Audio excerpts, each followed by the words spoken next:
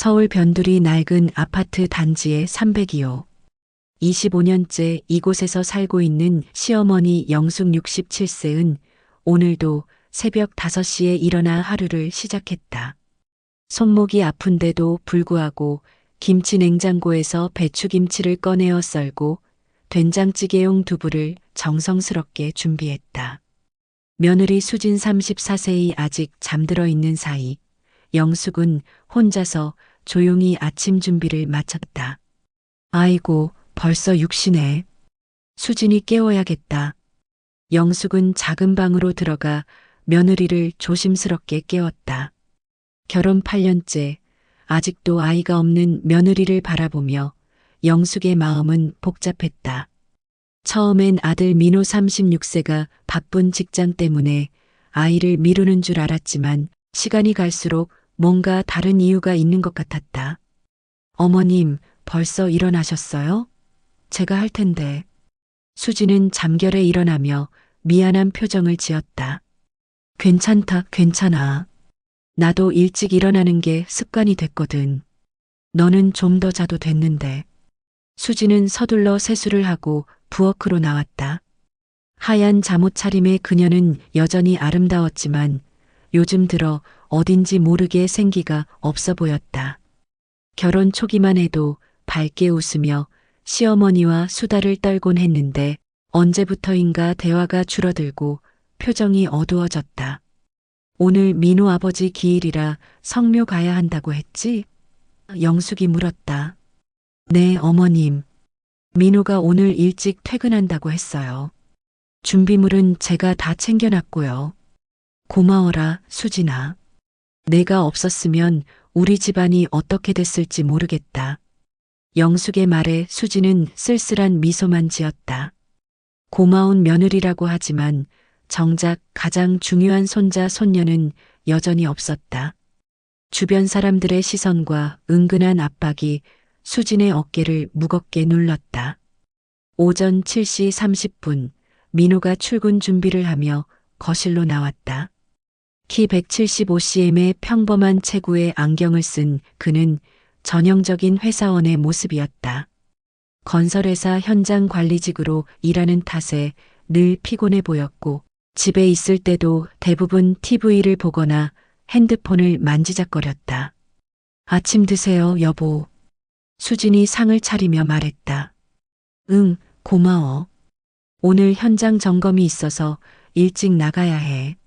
민호는 급하게 밥을 먹으며 시계를 확인했다. 성묘는 괜찮죠?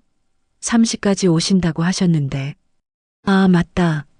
그건 괜찮을 거야. 팀장님한테 미리 말해뒀어. 민호는 몇 숟갈 더 떠먹고는 서둘러 일어났다. 수진에게 가벼운 뺨에 키스를 하고 어머니에게 인사를 한 뒤 집을 나섰다. 그의 발걸음이 계단을 내려가는 소리가 들리자 집안은 다시 조용해졌다. 수진아, 너도 빨리 먹어라. 식으면 안 맛있어. 네, 어머님. 둘만 남은 식탁? 영숙은 며느리의 옆모습을 유심히 바라봤다. 예전보다 살이 빠진 것 같고 무엇보다 눈빛에 생기가 없었다. 혹시 부부 사이에 문제가 있는 건 아닐까 하는 생각이 들었지만 섣불리 물어보기도 어려웠다. 요즘 몸은 좀 어떠니? 네. 아, 괜찮아요. 별일 없어요. 그래도 병원 한번 가보는 게 좋겠다. 결혼한 지 벌써 8년이나 됐는데. 수진의 숟가락이 멈췄다. 이 화제만 나오면 항상 마음이 무거워졌다. 사실 2달 전에 병원에 다녀왔지만 특별한 문제는 없다는 진단을 받았다. 문제는 다른 곳에 있었다. 민호와의 관계가 예전 같지 않았고 부부로서의 친밀감도 점점 줄어들고 있었다. 곧 좋은 소식 있을 거예요, 어머님. 그래, 그랬으면 좋겠다. 우리 집안에 아이 웃음소리가 들렸으면 얼마나 좋을까. 오전 9시 민호가 집을 나간 후 수지는 설거지를 하고 빨래를 널었다. 영숙은 거실에서 아침 드라마를 보며 뜨개질을 했다. 그런데 이상했다. 며느리가 자꾸만 휴대폰을 확인하는 것이었다. 빨래를 넣을 때도 청소를 할 때도 계속해서 핸드폰 화면을 들여다봤다. 수진아, 누구한테서 연락 왔니? 아, 아니요. 그냥 날씨 확인하고 있어요. 하지만 영숙의 눈에는 뭔가 다른 것이 보였다. 며느리의 표정이 핸드폰을 볼 때마다 미묘하게 변했다. 때론 기대감이, 때론 불안함이 스쳐 지나갔다. 오후 1시경, 수지는 마트에 장을 보러 나간다고 했다. 영숙은 혼자 집에 남아 점심을 간단히 해결하고 낮잠을 청했다. 그런데 잠이 들려는 찰나 아래층에서 누군가 웃는 소리가 들려왔다. 남자 목소리와 여자 목소리가 섞여서 들렸는데 여자 목소리가 왠지 익숙했다. 설마, 아니겠지. 영숙은 고개를 저으며 잠자리에 들었다. 하지만 마음 한구석에는 작은 의심이 자리 잡았다. 오후 2시 30분 수진이 장보기를 마치고 돌아왔다. 평소보다 30분이나 늦었지만 영숙은 별말하지 않았다. 다만 며느리의 뺨이 유난히 붉어 보이는 것이 신경 쓰였다. 어머님 다녀왔어요. 좋은 사과가 있어서 샀어요. 그래, 고생했어. 그런데 좀 늦었네? 아, 마트에 사람이 많아서요. 계산하는데 시간이 걸렸어요. 수지는 자연스럽게 대답했지만 영숙의 관찰력은 예리했다. 며느리의 머리카락이 평소와 달리 약간 흐트러져 있었고 옷깃도 미묘하게 구겨져 있었다. 단순히 마트를 다녀온 것 치고는 뭔가 이상했다. 오후 3시 민호가 약속대로 일찍 퇴근했다. 성묘를 가기 위해 서둘러 옷을 갈아입고 영숙과 수진과 함께 지하철을 탔다. 전철 안에서도 수진은 자꾸만 핸드폰을 만졌다. 수진아, 핸드폰 좀 그만 보고 창밖이라도 봐. 요즘 단풍이 얼마나 예쁜데. 민호의 말에 수진은 깜짝 놀라며 핸드폰을 가방에 넣었다. 미안해요, 여보. 그냥 습관적으로. 요즘 핸드폰을 너무 많이 보는 것 같아. 건강에 안 좋다고. 성묘를 마치고 집에 돌아온 건 저녁 7시였다. 영숙은 피곤한 기색이 역력했고 민호도 하루 종일 쌓인 피로감에 일찍 잠자리에 들겠다고 했다. 하지만 수지는 뭔가 다른 생각에 잠겨 있는 듯 했다. 먼저 들어가서 쉬세요, 어머님. 정리하고 들어갈게요. 그래, 너도 일찍 자거라. 영숙이 방으로 들어간 후 수지는 거실에서 혼자 남았다. 창밖을 바라보며 깊은 한숨을 쉬었다. 결혼 생활이 이렇게 공허할 줄은 몰랐다.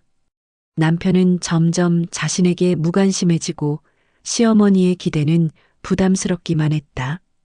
그때 핸드폰에서 메시지 알림이 울렸다. 수지는 서둘러 확인했다. 오늘 잠깐이나마 만나서 반가웠어요. 혹시 힘든 일 있으면 언제든 말해주세요. 마이너스 준호. 수진의 가슴이 두근거렸다. 오늘 오후 마트에서 우연히 만난 아래층 남자 준호.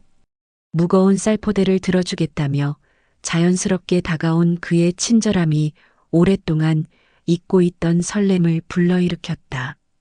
고맙습니다. 별일 아니에요. 잠시 망설이다가 답장을 보냈다. 하지만 보내고 나서는 후회가 밀려왔다. 이런 감정을 가져도 되는 걸까? 결혼한 여자로서, 며느리로서 이런 마음이 드는 게 옳은 걸까? 수지는 핸드폰을 끄고 침실로 향했다. 하지만 잠자리에 누워서도 준호의 따뜻한 미소가 자꾸만 떠올랐다. 옆에서 코를 고는 남편과 달리 준호는 자신의 말을 진심으로 들어주는 것 같았다. 그날 밤 수지는 쉽게 잠들지 못했다. 마음 깊은 곳에서 무언가가 흔들리고 있었다. 이틀 후 화요일 오전, 영숙은 병원 정기 검진을 받으러 나갔다. 혈압약을 타러 가는 길이니 2시간 정도는 걸릴 예정이었다. 수지는 혼자 집에 남아 청소를 하고 있었는데 갑자기 현관 초인종이 울렸다. 누구세요? 아, 202호에 사는 준호라고 하는데요. 혹시 전기 차단기 위치를 아시나요? 저희 집에 전기가 안 들어와서요. 수진의 가슴이 다시 두근거렸다. 준호의 목소리였다. 잠시 망설이다가 문을 열었다. 아, 안녕하세요. 전기 차단기요? 네, 갑자기 정전이 되어서요. 처음 이사 온 지 얼마 안 되어서 잘 모르겠더라고요. 준호는 40대 초반으로 보이는 키 큰 남자였다. 약간 거친 인상이지만 눈매는 따뜻했고 말할 때 미소 짓는 모습이 매력적이었다. 검은색 티셔츠에 청바지를 입은 그의 모습은 수진의 눈에 왠지 젊어 보였다. 아, 복도 끝쪽에 있어요. 제가 보여드릴게요. 수진은 슬리퍼를 신고 복도로 나갔다. 차단기 박스를 열어보니 과연 202호 차단기가 내려가 있었다. 이거 올리시면 돼요. 아, 정말 고맙습니다. 덕분에 살았네요. 두 사람은 잠시 서로를 바라봤다. 준호의 시선이 수진의 얼굴에 머물렀고 수진은 괜히 얼굴이 뜨거워짐을 느꼈다. 저, 혹시 커피 한 잔 드실래요? 감사 표시로요. 준호가 조심스럽게 제안했다. 수진은 잠시 망설였다. 시어머니가 없는 시간이긴 하지만 이런 제안을 받아들이는 게 맞을까? 아, 그런데 저희 어머님이 곧 오실 텐데. 아, 그럼 다음에요. 괜찮습니다. 이미 충분히 도움받았는걸요. 준호는 아쉬워하지 않는 듯한 표정을 지었지만 눈빛에는 아쉬움이 묻어났다.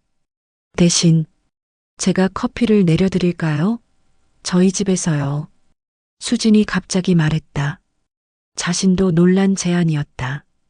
왜 그런 말이 튀어나왔는지 스스로도 이해할 수 없었다. 정말요? 괜찮으신가요? 네, 어차피 심심했어요. 수지는 준호를 집으로 안내했다. 깔끔하게 정돈된 거실을 보며 준호가 감탄했다. 정말 살림 잘하시는군요. 저희 집이랑은 차원이 다르네요. 혼자 사세요?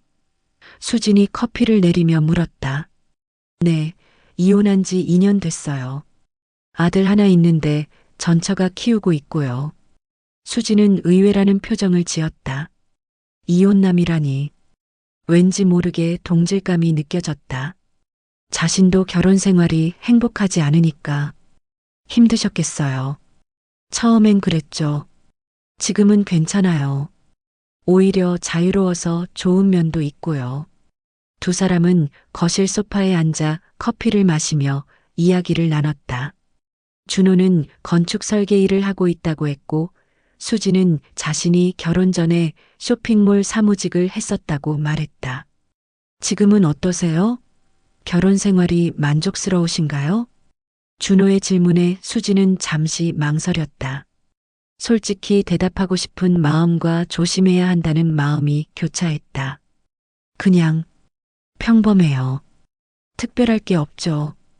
평범하다는 게 좋을 수도 있지만 때론 지루하기도 하죠. 준호의 말이 가슴에 와닿았다. 정말 그랬다.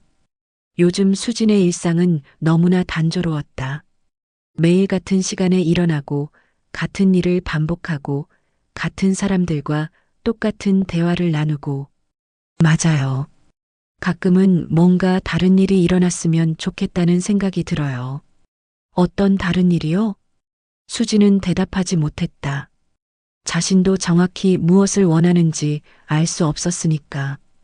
다만 지금의 삶에서 벗어나고 싶다는 막연한 갈망만이 있을 뿐이었다. 30분 정도 대화를 나누던 중 현관문 열리는 소리가 들렸다. 영숙이 돌아온 것이었다. 수지는 깜짝 놀라며 일어났다. 어머님이 오셨네요. 어떡하지?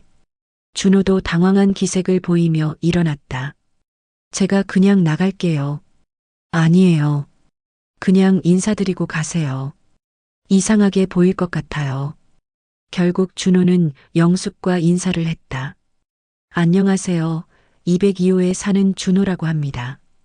전기 문제로 도움을 요청드렸는데 수진 씨께서 친절하게 도와주셨어요. 아, 그러셨구나. 고생하셨어요. 영숙은 정중하게 인사했지만 눈빛은 날카로웠다. 준호가 나간 후 영숙은 며느리를 바라봤다. 저 사람이 누군지 알고 있었어? 아니요, 처음 뵀어요. 아래층에 새로 이사 오신 분인 것 같아요. 혼자 사나 봐? 네, 그런 것 같아요. 영숙은 더 이상 묻지 않았지만 마음 한구석에는 의심이 자라고 있었다. 며느리의 뺨이 유난히 붉었고 거실에는 2개의 찻잔이 놓여 있었다. 단순히 도움을 요청받고 잠깐 들린 사이치고는 너무 오래 있었던 것 같았다. 그날 저녁 민호가 퇴근하자 영숙은 아들에게 오늘 있었던 일을 말했다. 아래층에 이혼남이 이사 온 모양이더라. 오늘 수진이한테 도움을 요청했다고 하는데.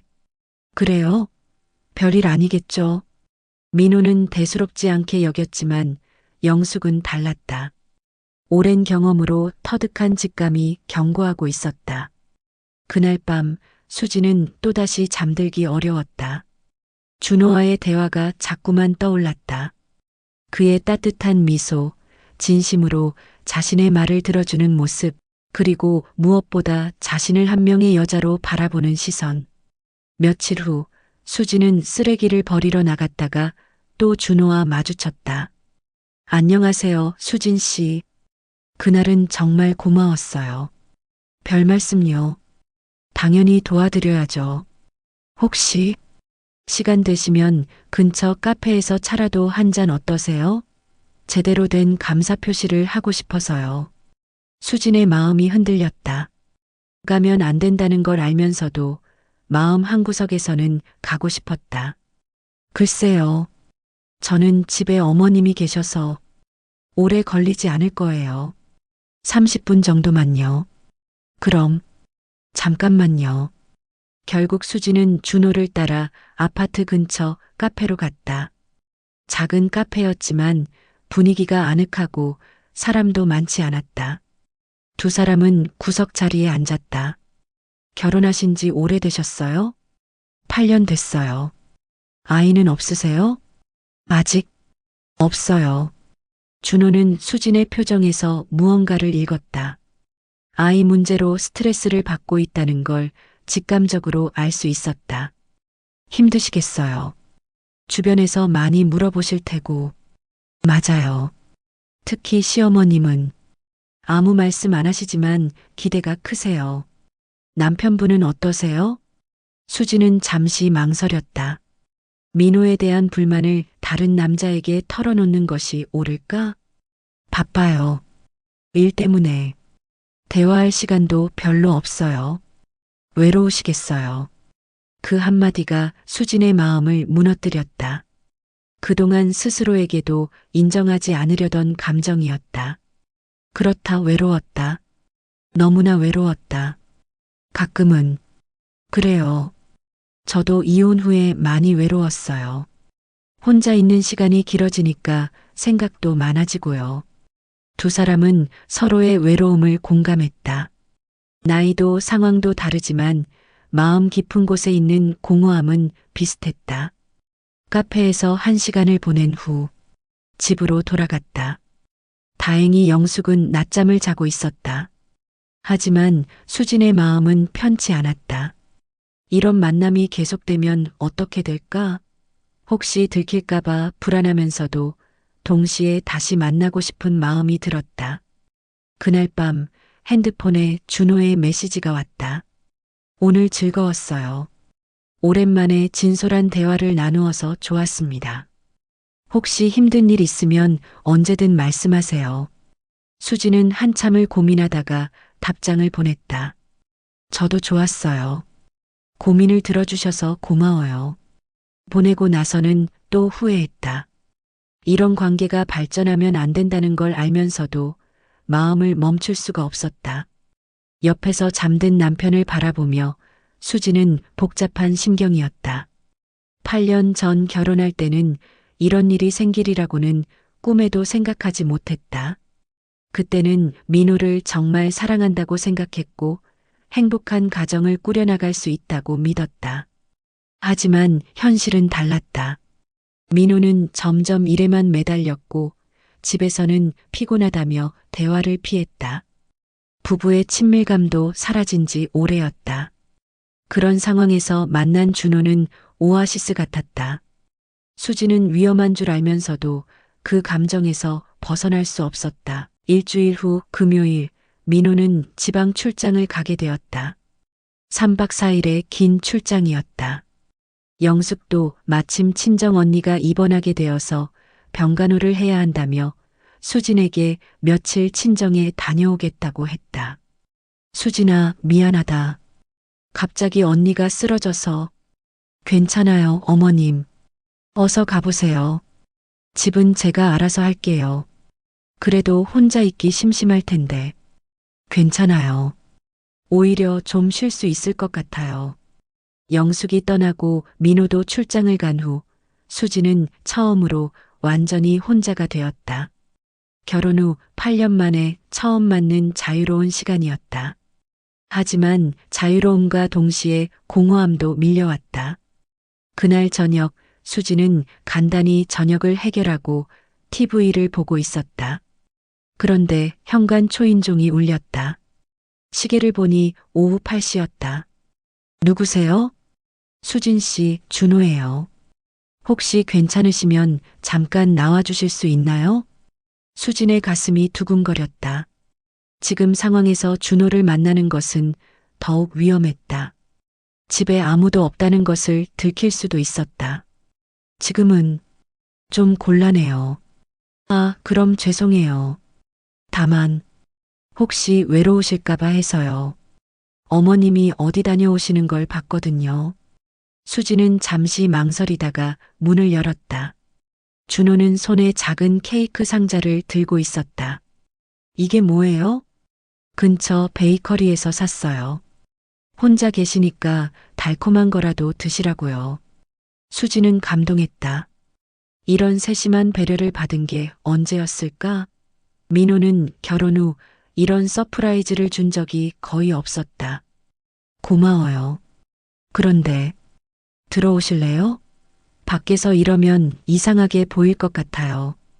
위험한 제안이었지만 수지는 이미 마음을 정한 것 같았다. 준호도 잠시 망설이다가 들어왔다. 정말 괜찮으신가요? 혹시 남편분이나 어머님이 갑자기 오시면. 민호는 출장이고 어머님은 며칠 친정에 계셔요.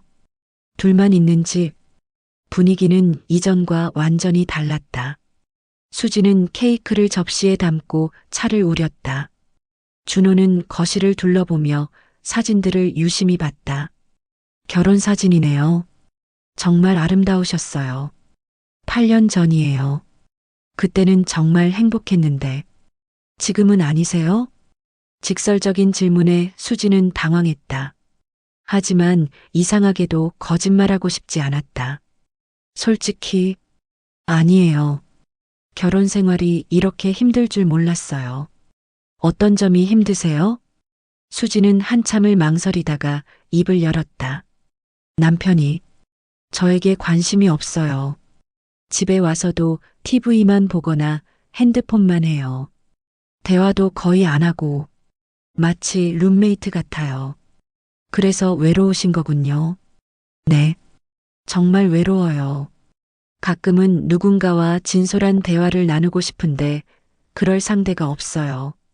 준호는 수진의 손을 조심스럽게 잡았다.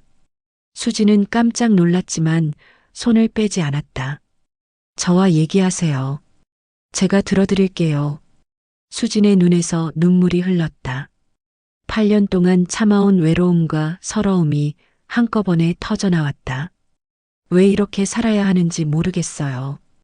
아이도 없고 남편은 무관심하고 시어머니는 좋은 분이지만 눈치 보이고 제가 뭘 잘못한 걸까요? 준호는 수진을 조심스럽게 안았다. 수진은 처음엔 놀랐지만 이내 그의 품에 안겨 울었다. 잘못한 게 없어요. 당신은 충분히 좋은 사람이에요. 오랫동안 느껴보지 못한 따뜻함이었다. 누군가의 품에서 위로받는다는 것이 이렇게 좋은 것인지 처음 알았다. 이러면 안 되는데. 수진이 작게 중얼거렸다. 왜 안 돼요? 당신도 행복할 권리가 있어요. 준호의 말이 수진의 마음을 더욱 흔들었다. 그동안 자신의 행복에 대해서는 한 번도 진지하게 생각해 본 적이 없었다.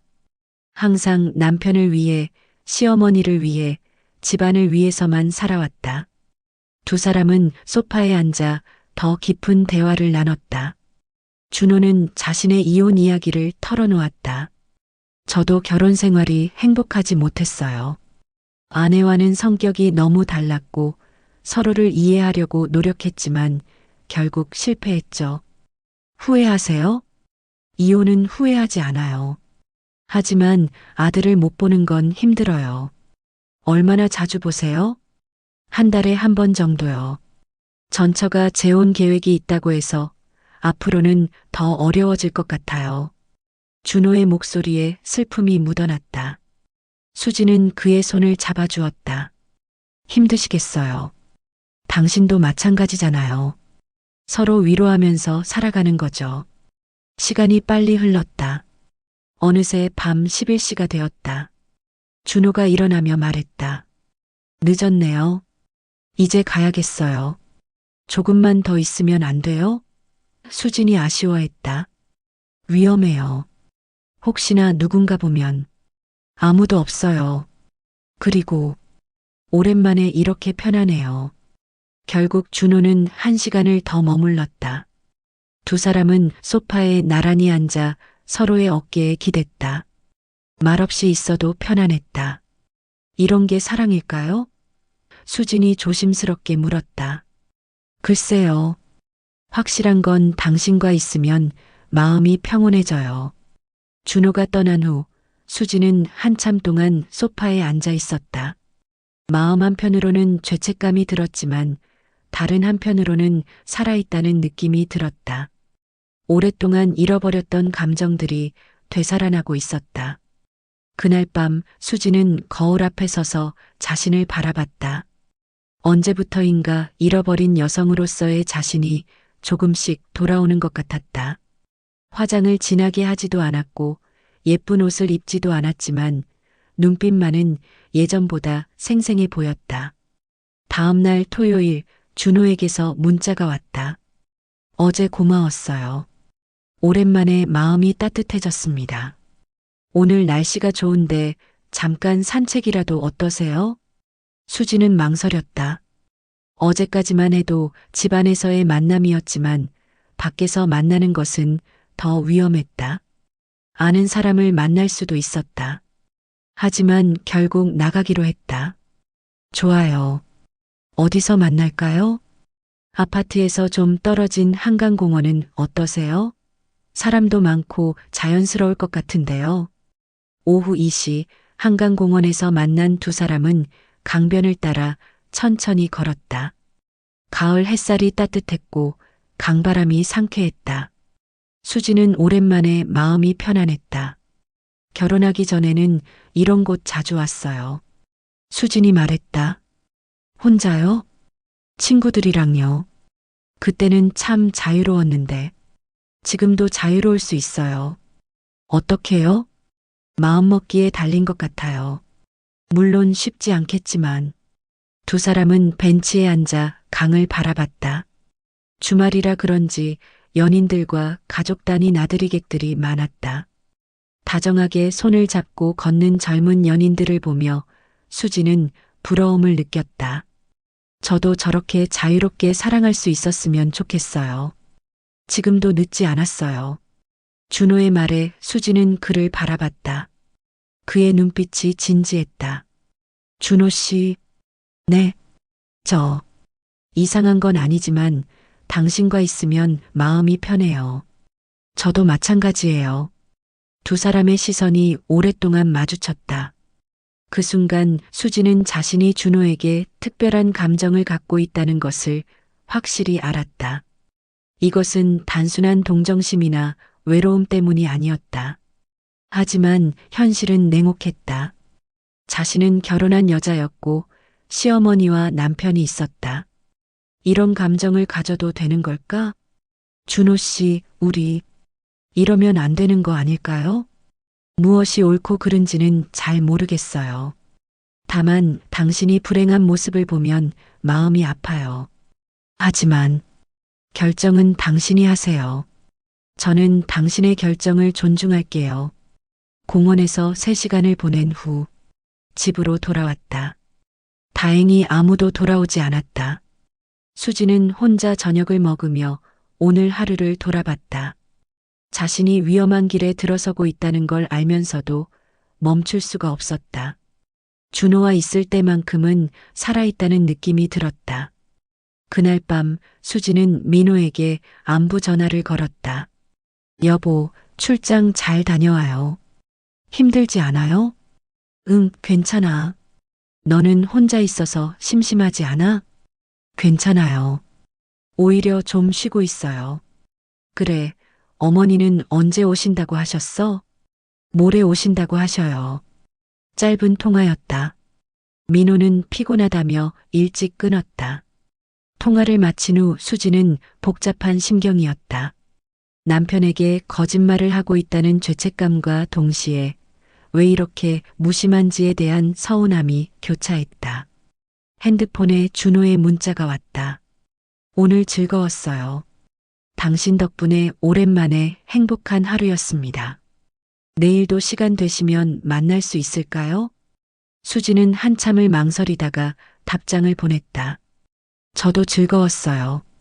내일 생각해 볼게요. 하지만 마음속으로는 이미 결정하고 있었다. 위험한 줄 알면서도 준호를 다시 만나고 싶었다. 일요일 오후 수지는 결국 준호와 만나기로 했다. 이번에는 더 조심스럽게 아파트에서 멀리 떨어진 카페에서 만났다.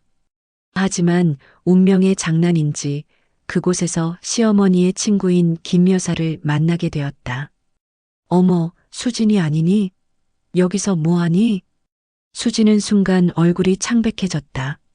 준호와 마주 앉아 있는 모습을 들킨 것이었다. 아, 김이모. 안녕하세요. 이분은 누구야?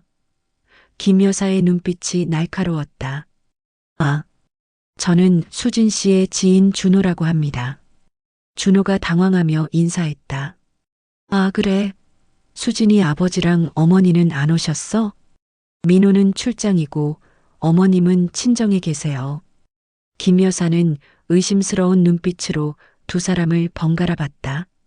아무리 봐도 단순한 지인 사이로는 보이지 않았다. 두 사람의 분위기가 너무 친밀해 보였다. 그래, 그럼 나는 가볼게. 영숙이한테 안부 전해줘. 김 여사가 떠난 후 수지는 패닉 상태에 빠졌다. 어떡해요? 들킨 것 같아요. 진정하세요. 우연히 만난 지인이라고 했잖아요. 김이모는 어머님이랑 30년 지기예요. 분명히 이상하게 생각하실 거예요. 수진의 예상은 맞았다. 그날 저녁 김 여사는 바로 영숙에게 전화를 걸었다. 영숙아, 나 오늘 수진이를 봤는데. 우리 수진이를? 어디서? 홍대 쪽 카페에서. 그런데 남자랑 같이 있더라. 영숙의 얼굴이 굳었다. 남자요? 누구랑요? 모르는 사람이야. 준호라고 하던데. 둘이 분위기가 심상치 않더라. 그게 무슨... 영숙아, 내가 괜히 하는 소리 아니야. 며느리 조심해.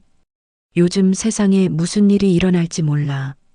전화를 끄는 영숙은 마음이 불안했다. 준호라는 이름이 익숙했다. 며칠 전 집에 왔던 아래층 남자였다. 그때도 뭔가 이상하다고 생각했는데 영숙은 급히 짐을 쌌다. 언니 간병은 다른 형제들이 돌아가며 하기로 하고 집으로 돌아가기로 했다. 월요일 아침 영숙이 갑자기 집에 돌아왔다. 수지는 깜짝 놀랐다. 어머님? 언제 오셨어요? 언니는 괜찮으세요? 응, 좀 나아져서 왔어. 수진아, 너 어제 뭐 했니? 어제요? 집에서 쉬었어요. 집에서만 있었어? 영숙의 목소리에 날카로움이 있었다. 수지는 불안함을 느꼈다. 네. 왜 그러세요? 김 여사가 어제 너 봤다고 하더라. 홍대에서 남자랑 같이 있었다고. 수진의 얼굴이 하얗게 질렸다. 결국 들킨 것이었다. 그건 우연히 마주친 분이에요. 우연히? 준호라는 사람 말이야? 네. 아래층에 사시는 분이에요. 아래층 남자랑 홍대까지 가서 우연히 만났다고? 영숙의 목소리가 높아졌다. 수지는 더 이상 변명할 수 없었다. 거짓말을 계속하면 더 꼬일 것 같았다. 죄송해요, 어머님. 뭐가 죄송해? 정확히 무슨 일인지 말해봐. 그냥 답답해서 나간 거예요. 혼자 집에 있으니까 심심하고. 그 남자와 무슨 사이야? 아무 사이 아니에요. 그냥 가끔 인사하는 정도예요. 하지만 영숙은 믿지 않았다. 며느리의 표정, 말투, 모든 것이 수상했다. 더구나 김 여사가 봤을 때 두 사람의 분위기가 보통이 아니었다고 했다. 수진아, 나한테 거짓말하지 마. 내가 바보인 줄 알아?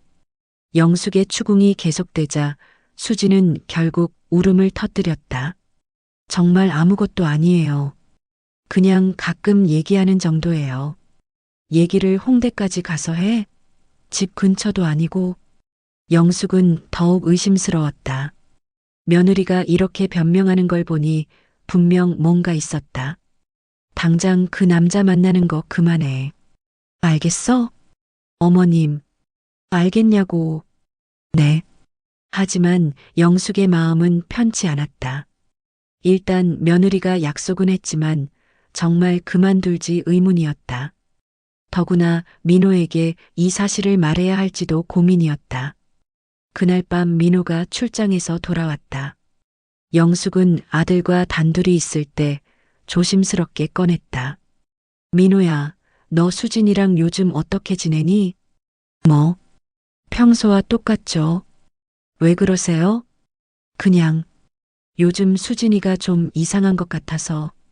이상하다니요? 영숙은 김 여사가 목격한 일을 아들에게 말했다. 민호의 얼굴이 점점 굳어졌다. 그게 정말이에요? 김 여사가 거짓말할 이유가 있겠니? 분명히 봤다고 하더라. 민호는 충격받은 표정이었다. 아무리 생각해도 이해가 되지 않았다. 수진이 다른 남자와 만날 이유가 뭐가 있단 말인가? 혹시 오해는 아닐까요? 나도 그랬으면 좋겠다. 하지만 며느리 반응을 보니까 영숙은 오늘 아침 수진과의 대화를 자세히 전했다. 민호는 점점 화가 났다. 제가 직접 물어보겠습니다. 조심해서 해. 괜히 집안이 시끄러워지면 안 되니까. 그날 밤 민호는 수진과 마주 앉았다. 평소보다 표정이 심각했다. 수진아, 나한테 할 말 없어? 무슨 말이요? 어머니한테 들었어. 어제 다른 남자랑 만났다면서? 수진은 가슴이 철렁했다. 결국 민호까지 알게 된 것이었다. 그건 정확히 뭔지 말해줘. 누구야, 그 남자? 아래층에 사는 사람이에요. 그냥 우연히 홍대까지 가서 만났어? 민호의 목소리가 날카로워졌다. 수지는 더 이상 변명할 수 없었다. 거짓말을 계속하면 상황만 더 나빠질 것 같았다. 미안해요. 그냥 답답해서 그랬어요. 답답하다고 다른 남자랑 만나? 그게 말이 돼? 민호는 화를 참으려 했지만 쉽지 않았다. 결혼 8년 동안 아내를 믿어왔는데 이런 일이 일어날 줄은 꿈에도 몰랐다. 혹시 그 남자랑 사귀는 거야? 아니에요. 절대 그런 게 아니에요. 그럼 뭐야? 단순히 친구야? 수지는 대답하지 못했다. 사실 자신도 준호와의 관계가 정확히 무엇인지 몰랐다. 사랑이라고 하기에는 아직 이른 것 같고 그렇다고 단순한 친구라고 하기에는 너무 특별한 감정이 있었다. 대답해봐. 잘 모르겠어요. 민호는 너무 화가 나서 주먹을 쥐었다. 아내가 다른 남자와의 관계에 대해 잘 모르겠다고 대답하다니. 그럼 이제부터는 그 남자 절대 만나지 마. 알겠어? 민호야. 알겠냐고. 알겠어요. 하지만 민호는 아내를 믿을 수 없었다. 한번 배신당한 신뢰는 쉽게 회복되지 않는다. 더구나 아내의 표정에서 뭔가 숨기는 것이 있다는 걸 직감할 수 있었다. 그날 밤부터 집안 분위기는 완전히 달라졌다. 민호는 수진을 의심의 눈초리로 바라봤고 영숙은 며느리를 감시하기 시작했다. 수진은 숨막히는 분위기 속에서 하루하루를 견뎌야 했다. 며칠 후 수진은 쓰레기를 버리러 나갔다가 준호와 마주쳤다. 수진 씨, 며칠 연락이 안 되어서 걱정했어요. 죄송해요. 좀 상황이 복잡해져서요.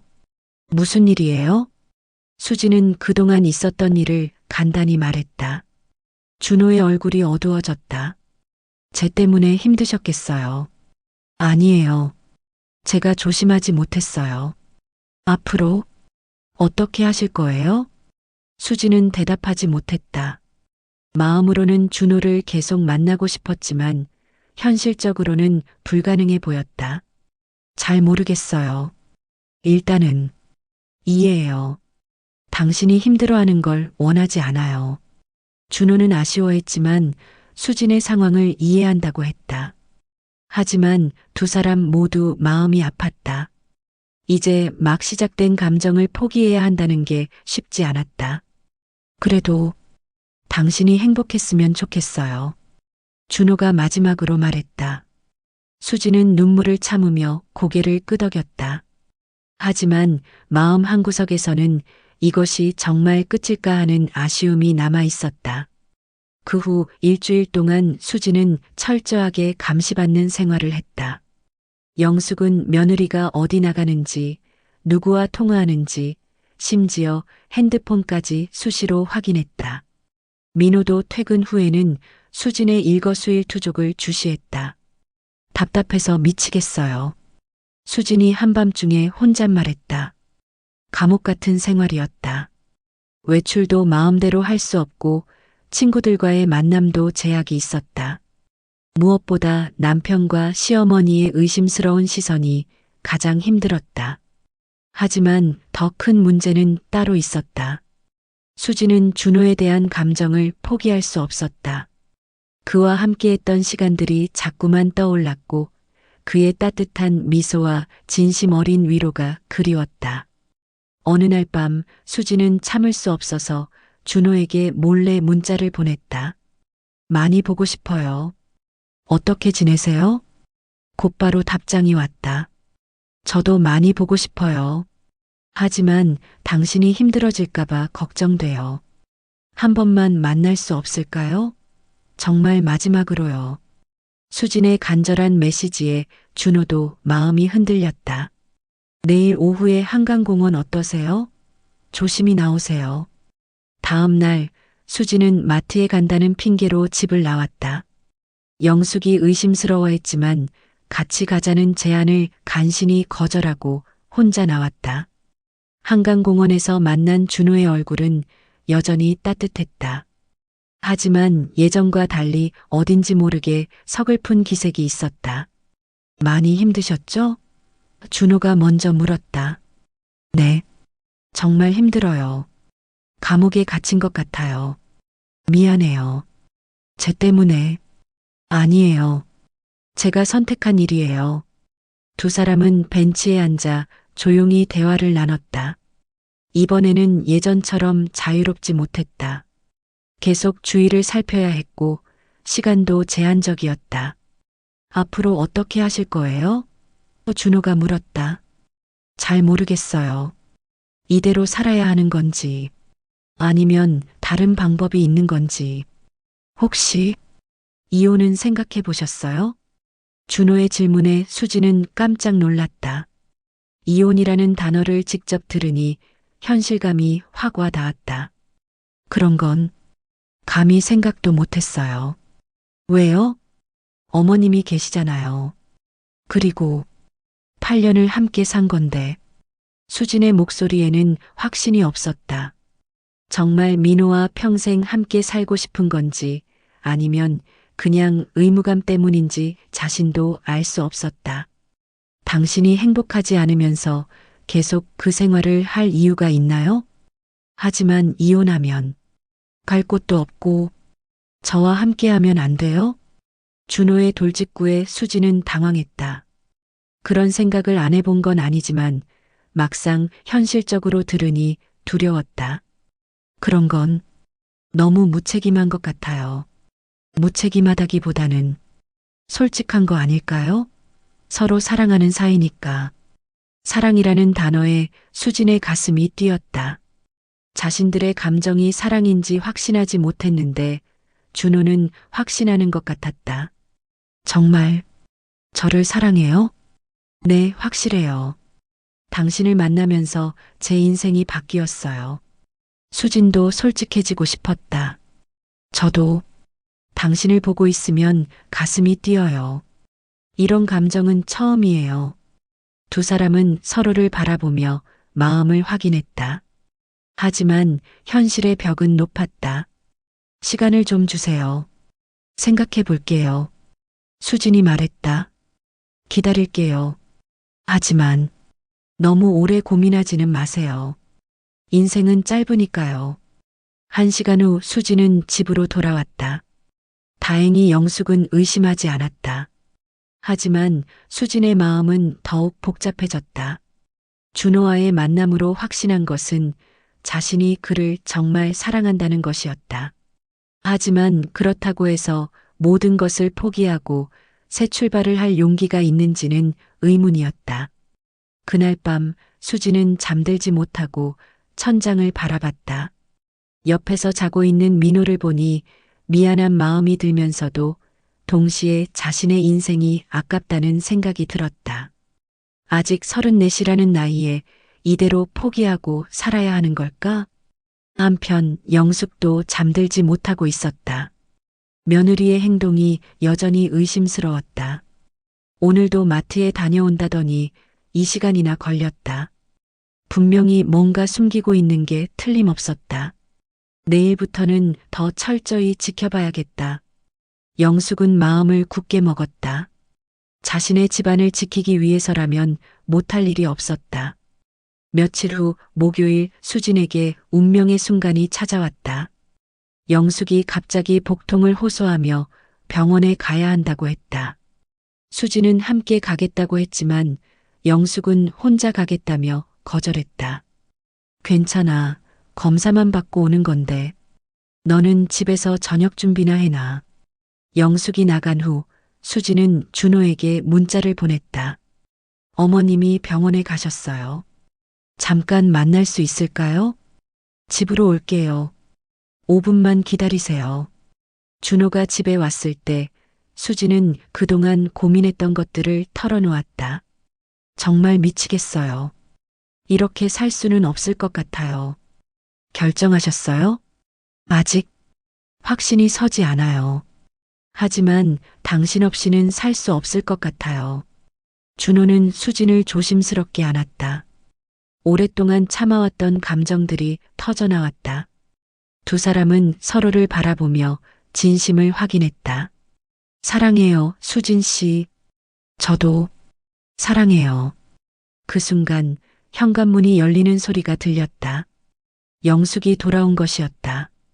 병원에서 검사를 받으려고 했는데 의료진 파업으로 문을 닫는다는 안내를 받고 급히 돌아온 것이었다. 수진아, 나왔다. 영숙은 거실로 들어서다가 경악했다.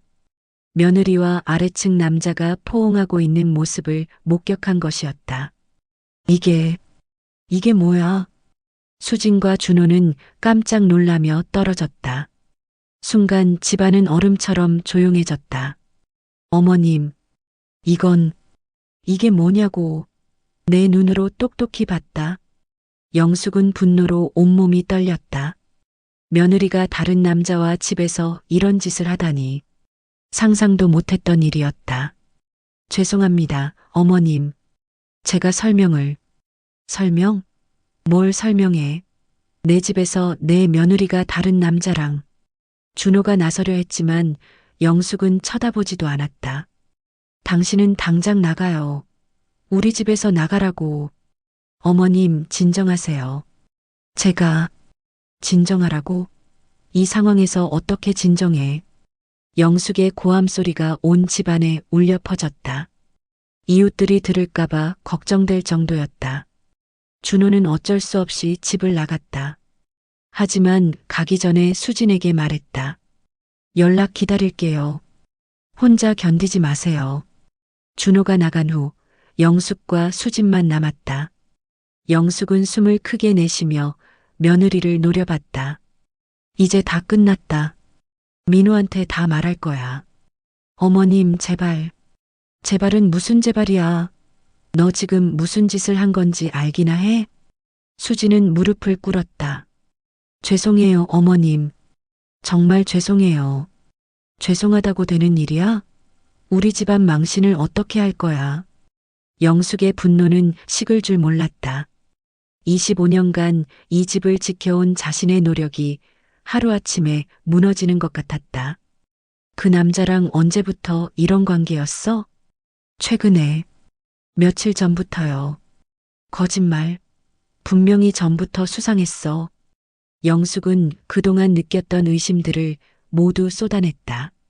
며느리의 이상한 행동들, 핸드폰을 자주 보던 것, 외출 시간이 길어진 것 등 모든 것이 이해되었다. 1시간 후 민호가 퇴근했다. 집에 들어서자마자 심상치 않은 분위기를 느꼈다. 왜 이래요? 무슨 일이에요? 영숙은 오늘 본 것을 있는 그대로 아들에게 말했다. 민호의 얼굴이 점점 굳어졌다. 정말이에요? 내 눈으로 똑똑히 봤다. 집에서 안고 있더라. 민호는 수진을 바라봤다. 아내의 얼굴은 창백했고 눈물이 흘러내리고 있었다. 수진아, 사실이야? 수진은 더 이상 거짓말할 수 없었다. 고개를 끄덕였다. 미안해. 정말 미안해. 민호는 순간 어지러움을 느꼈다. 8년의 결혼 생활이 한순간에 무너지는 느낌이었다. 왜 그랬어? 나도 잘 모르겠어. 그냥 너무 외로웠어. 외롭다고 바람을 피워? 그게 말이 돼? 민호의 목소리가 떨렸다. 화가 나면서도 동시에 허탈감이 밀려왔다. 그 남자를 사랑해? 수지는 대답하지 못했다. 솔직히 말하면 더 상처를 줄 것 같았고 거짓말하기에는 너무 늦었다. 대답해. 그 남자를 사랑하냐고. 네. 그 한마디가 민호에게는 치명타였다. 아내가 다른 남자를 사랑한다고 고백한 것이었다. 그럼 우리는 어떻게 되는 거야? 잘 모르겠어요. 민호는 주먹을 벽에 내리쳤다. 너무 화가 나서 아무 생각이 나지 않았다. 그럼 이혼하자. 민호야. 영숙이 말렸다. 어머니, 이런 상황에서 어떻게 계속 살아요? 그래도 한 번 더 생각해 봐야지. 하지만 민호의 마음은 이미 정해진 것 같았다. 아내의 배신을 용서할 수 없었다. 그날 밤 집안은 최악의 상황이 되었다. 영숙은 친정 언니에게 전화해서 상황을 털어놓으며 울었고 민호는 술을 마시며 괴로워했다. 수지는 방에서 나오지 못하고 눈물만 흘렸다. 다음 날 수지는 짐을 쌌다. 더 이상 이 집에 있을 수 없다고 판단했다. 어디 가려고? 영숙이 물었다. 친정에 가려고요. 친정에 가서 뭐라고 할 거야? 바람 피웠다고 할 거야? 수지는 대답하지 못했다. 친정 부모님한테 이런 말을 어떻게 할 수 있을까? 민호가 퇴근하자 수진이 말했다. 이혼 절차 진행해요. 정말 그럴 거야? 네. 서로에게 이게 나을 것 같아요. 민호도 마음이 복잡했다. 화는 나지만 8년을 함께 산 정이 있었다. 다시 생각해 볼 여지는 없어? 없어요. 저도 이미 마음을 정했어요. 수진의 확고한 의지를 본 민호는 더 이상 붙잡지 않았다. 한 달 후 이혼 절차가 마무리되었다. 수진은 친정에서 지내다가 작은 원룸을 구해서 혼자 살기 시작했다. 준호도 이사를 간 상태였다. 두 사람은 모든 것이 정리된 후에 만났다. 정말 괜찮으세요? 준호가 물었다. 네, 이제는 괜찮아요. 힘들었지만 후회하지 않아요. 앞으로 어떻게 하실 거예요? 일단 취업부터 해야죠. 8년 만에 혼자 사는 거라 모든 게 새로워요. 준호는 수진의 손을 잡았다. 함께 해도 될까요? 새로운 시작을요. 네, 같이 해요. 반년 후 수진과 준호는 결혼했다. 작은 결혼식이었지만 진심이 담긴 약속이었다. 수진은 작은 회사에 취업해서 새로운 생활을 시작했고 준호는 자신의 건축 사무소를 차렸다. 민호는 처음에는 힘들어했지만 시간이 지나면서 새로운 사람을 만났다. 회사 후배였는데 수진보다 5살 어린 여자였다. 영숙도 처음에는 반대했지만 며느리가 선량한 사람이라는 걸 알고 받아들였다. 1년 후 민호에게도 아이가 생겼다. 그제서야 영숙은 웃을 수 있었다. 오랫동안 기다렸던 손자였다. 한편 수진도 준호 사이에 아이가 생겼다. 임신 소식을 들었을 때 수진은 눈물을 흘렸다. 첫 번째 결혼에서는 8년 동안 아이가 없었는데 준호와는 1년 만에 아이가 생긴 것이었다. 운명인 것 같아요. 수진이 말했다. 그러게요. 서로를 만나게 된 것도 아이가 생긴 것도 모든 게 운명이었나 봐요. 2년 후 어느 날 수진은 우연히 마트에서 영숙을 만났다. 처음에는 서로 당황했지만 영숙이 먼저 말을 걸었다. 수진아, 잘 지내니? 네, 어머님. 어머님도 건강하세요? 응, 그래. 민호 결혼했다는 얘기 들었지? 네, 축하해요. 영숙은 수진의 배를 보았다. 임신 7개월째였다. 너도 아이가 생겼구나. 네. 잘 됐다. 정말 다행이야. 영숙의 말에는 진심이 담겨 있었다. 처음에는 원망했지만 시간이 지나고 보니 며느리도 아들도 모두 더 행복해진 것 같았다. 어머님께 상처드려서 죄송했어요. 이제 다 지난 일이야. 너도 행복하게 살아라. 두 사람은 짧은 대화를 나누고 헤어졌다. 서로에게 따뜻한 인사를 건네며 3년이 지난 지금 수지는 준호와 함께 행복한 가정을 꾸리고 있다. 아이도 건강하게 자라고 있고 일과 가정을 양립하며 충실한 생활을 하고 있다. 때로는 과거를 떠올리며 미안함을 느끼기도 하지만 자신의 선택을 후회하지는 않는다. 민호도 새로운 아내와 아이와 함께 행복하게 살고 있다. 처음에는 수진에 대한 원망이 있었지만 지금은 오히려 감사하다고 생각한다. 그 일이 없었다면 지금의 행복을 찾지 못했을 수도 있으니까. 영숙은 손자와 며느리 돌보는 재미로 살고 있다. 가끔 수진 생각이 나기도 하지만 모든 사람이 각자의 자리에서 행복하게 사는 것을 보며 위안을 얻는다. 에피아이의 로지우이 -3년 후 어느 화창한 봄날 수지는 아이와 함께 한강공원을 산책하고 있었다. 3살이 된 딸 은서가 꽃을 보며 좋아하는 모습을 보며 수지는 미소 지었다. 엄마, 꽃이 이뻐요. 그래, 은서야. 정말 예쁘네. 준호도 합류해서 가족 3명이 함께 시간을 보냈다.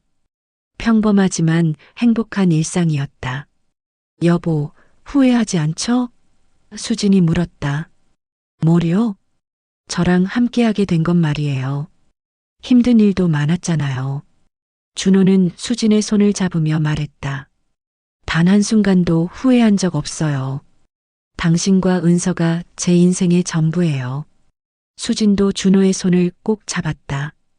비록 험난한 과정을 거쳤지만 지금 이 순간의 행복을 위해서라면 모든 것을 다시 선택하겠다는 생각이 들었다.